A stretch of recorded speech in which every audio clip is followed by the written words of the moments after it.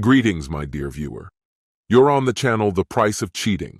The channel is for those who appreciate traditional family values and condemn adultery.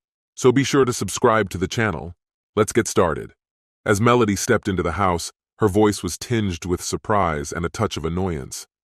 "Barney? What are you doing here?" she asked, her eyes narrowing as they landed on me at the kitchen table, clearly not expecting to find me home. Behind her, partially hidden, stood a tall, younger man, his posture stiff. My wife of 30 years, Melody, looked as striking as the day we met. Her chestnut hair fell in soft waves past her shoulders, and her professional outfit, a pristine white blouse paired with a sleek black skirt, showcased her elegance. The blouse, unbuttoned at the top, revealed a hint of cleavage, a subtle nod to her enduring confidence and allure. It reminded me, fleetingly, of why I had fallen for her all those years ago. Without addressing the absurdity of her question, I responded in a dry tone, "I live here." Her annoyance sharpened. "Obviously," she snapped. "But why are you home at 3:30 in the afternoon?" For a moment, memories flooded back, memories of the life we'd built together. I often told people I'd fallen for Melody the moment I laid eyes on her. She had been the administrative assistant during a business meeting I attended, and her mix of charm and professionalism captivated me instantly. By the end of that day, I had worked up the courage to ask her out. From there, our story had unfolded.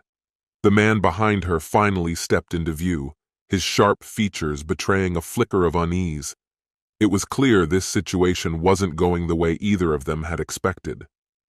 "I might ask you the same question," I said coolly. "Why are you home an hour and a half early?"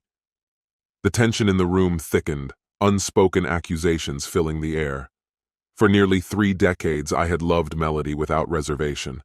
I had built a thriving insurance business and supported her climb from administrative assistant to head of HR. But in recent weeks, everything had changed. Her betrayal had been like a wrecking ball, shattering my trust in her. Still, I was determined to confront her with composure. The young man, sensing the growing hostility, stepped forward and extended his hand. "Mr. Caldwell," he said, his voice attempting confidence. "I'm Jacob Kaufman, a new attorney at Kellerman & Sons. I've been collaborating with Melody on some projects." I ignored his outstretched hand and kept my gaze locked on Melody. A low growl escaped my throat as I said, "I know exactly who and what you are." Melody flinched, a subtle crack in her polished demeanor. "Why does he call you Melody in our home?" I demanded. "You've always hated when people use your first name so casually. What's changed?" Her face flickered with alarm and embarrassment. Melody prided herself on being in control, always the one to anticipate and plan every detail. But whatever scenario she and this so-called attorney had prepared for, I wasn't following their script. Taking a measured breath, I broke the tension. "Why don't I fix us some drinks? We can talk in the living room." Melody requested her usual glass of wine, her voice quieter than normal. Kaufman hesitated before muttering something about bourbon or craft beer. I nodded and left the room to prepare the drinks, listening to their hurried whispers as soon as I turned away. When I returned, I handed Melody her preferred Merlot and placed a dirty glass of beer in front of Kaufman. Sitting down with my own bourbon, I raised my glass in a silent toast. Kaufman took a tentative sip, then grimaced. "This beer tastes strange," he remarked hesitantly. "It's Pabst Blue Ribbon," I said, amusement coloring my tone. His expression darkened, and Melody, noticing my smirk, snapped, "Isn't that the beer you always say is the worst thing you've ever tasted?" I chuckled, which only fueled her irritation. "You're such a jerk, Barney," she spat. "We came here to have a calm discussion, and all you've done is mock us." I met her gaze calmly. "You're right. Let's talk. I'm sure I'll learn some valuable lessons about being a loving, respectful husband." My sarcasm cut deep, and Melody seemed to shrink under its weight. Kaufman, emboldened by her silence, tried to interject. "Barney, it's Mr. Caldwell to you," I interrupted coldly. "Or perhaps Honorable Sir. Take your pick." His face flushed as I turned back to Melody. "So what is it you wanted to say?" Her frustration boiled over. Your behavior is disgusting. Stop this right now. Feigning contemplation, I replied, Do you really think my behavior is worse than yours has been these past 6 weeks? The color drained from her face, and Kaufman looked like he had forgotten how to breathe. Their plan was unraveling before them. Locking eyes with her, I delivered the final blow. What disgusts me more? The fact that you've let this man touch you, or the way you've treated me like a fool? A heavy silence fell over the room. Melody's composure shattered as the truth hung between us, undeniable and inescapable. In that moment, I knew their carefully crafted expectations had been utterly destroyed. Her eyes narrowed, and her voice dropped to a whisper as she asked, How could you possibly know? I have more allies in your workplace than you realize, I said evenly.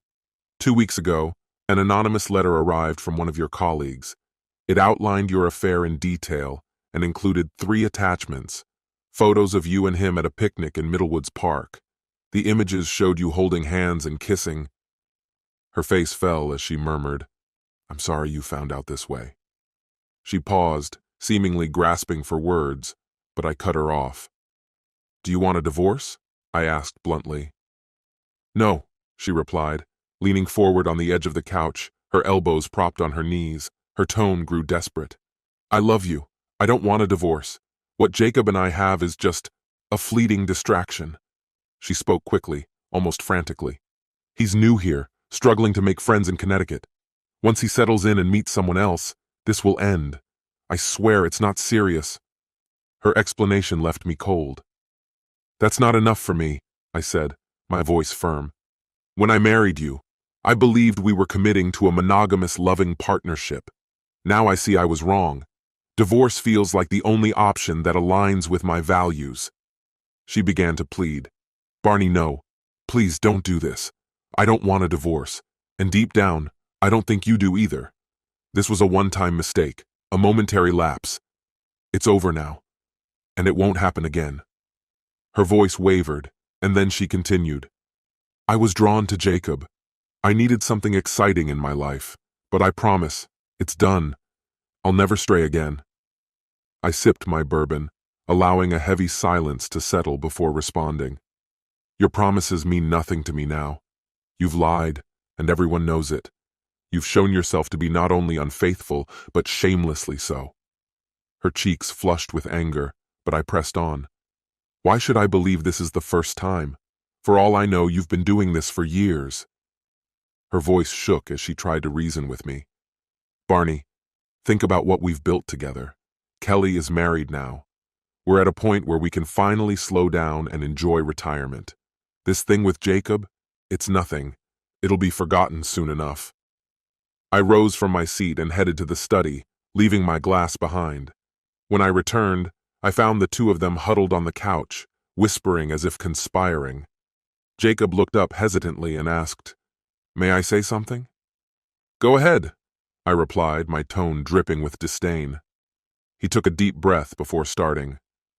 Melody is right. This is nothing more than a brief affair. I deeply regret involving a married woman, and it's not something I've ever done before. But we connected. She's an extraordinary person. He added, I understand why you're considering divorce, but think about it carefully. You've spent decades together. Is it really worth ending everything over this? Jacob then pivoted, his tone turning calculating. Melody also mentioned the prenuptial agreement her father made you sign. She was worried it could strip her of assets in a divorce, but as a lawyer I can assure you that a document like that, after nearly 30 years, won't hold up in court. Laws change, and language becomes outdated. Any competent attorney could render it useless. I couldn't help but laugh bitterly at his audacity. Turning to Melody, I asked, Why would you trust legal advice from a corporate lawyer who barely scraped through one of the worst law schools in the country? Jacob began to protest. How do you... But I cut him off. One of my guiding principles is to always know my enemy. I shifted my gaze back to Melody. What's your plan now? I asked icily. She hesitated before speaking. Jacob and I are going to spend the weekend together. I'll stay at his apartment tonight, and tomorrow we'll go to New York. I'll be back by Sunday evening. Her boldness was staggering. The weight of her betrayal hit me like a blow. So, not only have you shared your body with him, but now you're sharing our New York tradition? Those weekends were sacred, filled with concerts, Broadway shows, and memories we built together. You've destroyed all of it. She tried to respond, but her words didn't reach me. My mind was screaming for closure, an end to this torment. Turning to Jacob, I asked coldly, "Does your wife mind that you're sleeping with mine?" "Barney, stop," Melody interjected. "Jacob is a widower. His wife died of cancer years ago." Even Jacob flinched at her words, guilt etched across his face. I smirked. "Unlike you," I said to her. Then, turning to him, I asked, "Is that true? Are you a widower?" Jacob hesitated before stammering, "Yes." I pulled out a folder from my bag and began reading aloud. Dr. Cynthia Kaufman, emergency surgeon at St. John's Ascension Hospital, Detroit. Husband, Jacob. Daughters, Katie, 11, and Lacey, 9. She'll be relocating to Hartford soon to join her husband after their school year ends. Melody's face turned pale. "You lied to me," she whispered. I couldn't contain my laughter. A liar deceived by another liar. What poetic justice! Jacob reached for Melody's hand, but I no longer cared. "Melody, I'm sorry," Jacob said, rising to his feet. "Let's go to my place and talk this through. We'll spend the weekend in New York and figure out what's next. Afterward, you can go back to being a wife, and I'll prepare for my family to join me." Melody hesitated before standing and taking his hand. She looked at me one last time. "After this weekend, I swear it'll be over." I planned to return home on Sunday, prepared to resume the role of the devoted wife I had always been. When I looked into Melody's eyes, it felt like an eternity passed. Her gaze held steady, searching, as if trying to uncover truths I wasn't ready to voice. I wondered if she could sense how the cracks in my heart were splintering further, threatening to break me completely. For a while I stayed silent, letting them indulge in their fantasy, weaving a narrative where their relationship wouldn't unravel my life. But the time for silence had passed. Now it was my turn. "Please sit down," I said, my tone measured but firm. "I need about 30 minutes to explain the changes ahead." They hesitated, exchanging uncertain glances before turning back to me. Reading their reluctance, I added sharply, "It's the least you can do." Reluctantly, they obeyed. I reached for the TV remote, pressing a few buttons. "I've set up a couple of Zoom calls," I said, my voice calm as the screen flickered to life. Months of pandemic-era virtual meetings had made me an expert at this. When the video connected, I addressed the individuals on the call. "Peter, Lou, can you hear me?" Peter responded quickly. "We're here, Barney." Turning to Melody, I continued. "You already know Peter, our family attorney. Allow me to introduce his colleague, Lou Baird, who is now handling my divorce." Her face froze in shock, the weight of my words sinking in. I gestured toward the screen. "Gentlemen, the floor is yours." Lou's voice rang out with precision. "Mrs. Caldwell, I am representing your husband in these proceedings. Divorce papers were officially filed this morning. I strongly recommend you consult an attorney to review them. You have until Monday to respond. Should we not hear from your legal counsel, the papers will be served directly." He didn't falter as he continued. "The filing cites infidelity as the grounds for divorce, supported by a private investigator's findings. The report contains comprehensive evidence, audio recordings, video surveillance, and telecommunications, documenting your affair with Mr. Kaufman." I placed a thick folder on the coffee table, the sound punctuating Lou's words and making both Melody and her lover flinch. "Here is a copy of the divorce filing and the investigator's report," I said, my tone unyielding. As Jacob's hand moved toward the folder, Melody's focus returned to the screen, her expression pale. Lou resumed his explanation. "Per the terms of the prenuptial agreement, which has been updated and signed multiple times over the past 30 years, all stipulations will be strictly enforced. Its validity is unquestionable. Additionally, the Caldwell Brokerage Board has unanimously decided to relieve you of all corporate responsibilities. You are required to return any company property, including the car, within 1 week. Corporate credit cards are already deactivated, and your phone service will end in 7 days." Melody's expression shifted from pale to ashen as Lou detailed more changes.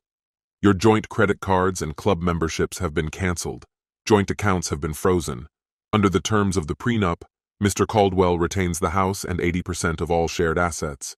Expedited eviction will be requested, and we will argue that your co-owned property with Mr. Kaufman is suitable for relocation. No spousal or child support will be provided. Lou paused. Anything you'd like to add, Barney? That covers everything, I replied, leaning back. The screen went dark, leaving the room heavy with tension.